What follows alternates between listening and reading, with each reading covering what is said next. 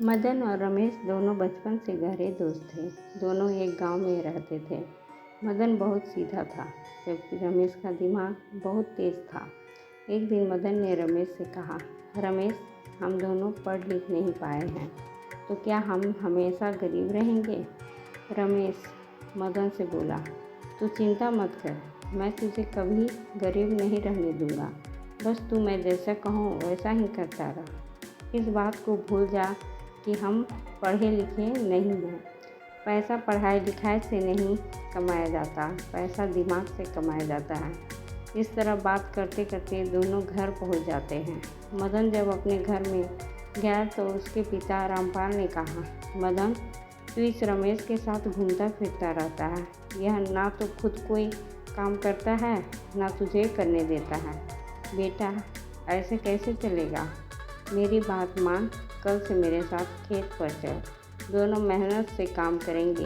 यह सुनकर मदन ने कहा, पिताजी, आप मुझे 1 साल का समय दे दीजिए। मैं रमेश के साथ मिलकर कोई काम करना चाहता हूँ। यदि मैं सफल नहीं हो पाया तो आज से ठीक 1 साल बाद मैं आपके साथ खेत में काम करने चलूँगा। रामपाल बोला, देखा मदन की माँ, इस लड़के का दिमाग खराब हो गया है। भला खेती के अलावा और यह क्या काम कर सकता है? इसे तो किसी बात की समझ नहीं है।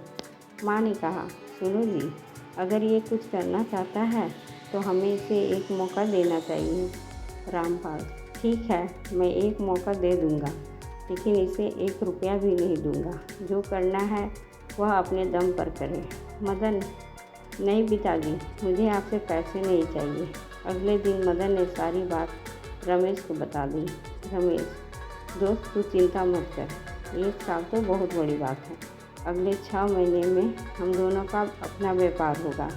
मदन रमेश से, पता नहीं तू क्या प्लान बना रहा है, लेकिन मुझे अपने पिताजी से बहुत डर लगता है। उन्होंने पैसे देने के लिए भी मना कर दिया। रमेश, कोई बात नहीं, पैसे तो मुझे भी घर से नहीं मिलने वाले। हमें कुछ ऐसा उपाय करना होगा जिससे पैसा ही ना लगे। दोनों दोस्त शाम को नदी के किनारे बैठ जाते हैं। बहुत देर तक बैठने के बाद रमेश कहता है, रमेश मदन से बोलता है, भाई, सबसे ज़्यादा पैसा कुछ बेचने से आ सकता है। तू सोच, हमारे पास ऐसा क्या है जिसे हम बेचकर पैसा कमा सकें? मदन बोला, हम तो इतने गरीब हैं, क्या बेच सकते हैं? रमेश, लेकिन हमारा घर तो फसल बेचकर ही चलता है। क्यों ना हम अपनी फसल के साथ पूरे गांव की फसल बेचें? मदन, लेकिन हमें कोई अपनी फसल क्यों देगा बेचने के लिए? रमेश, वह तू मुझ पर छोड़ दे।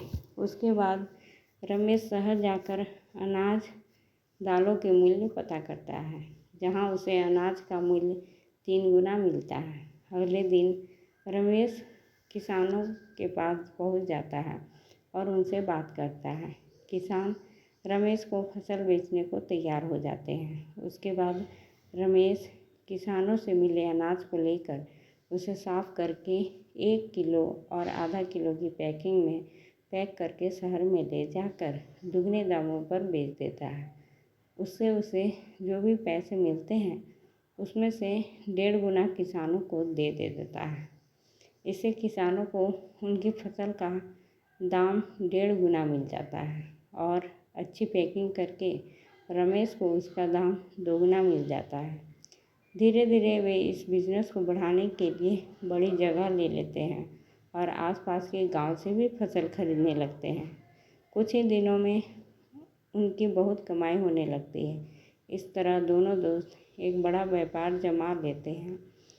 अब वे दोनों केवल बैठकर व्यापार चलाते थे। उन्होंने कई पढ़े लिखे नौजवानों को अपने यहाँ नौकरी पर रख लिया था, जो उनका व्यापार संभालते थे। कुछ ही दिनों में उन्होंने शहर में एक ब्रांड नाम के साथ अपने स्टोर खोल दिया। इस तरह बिना पढ़े लिखे केवल दिमाग लगाकर दोनों दोस्त एक व्यापार शुरू कर लिया था। बस हमारे अंदर कुछ करने का जुनून होना चाहिए, रास्ता अपने आप निकल जाता है। दोस्तों, आपको ये कहानी कैसी अच्छी लगी हो तो लाइक शेयर और सब्सक्राइब करें। धन्यवाद।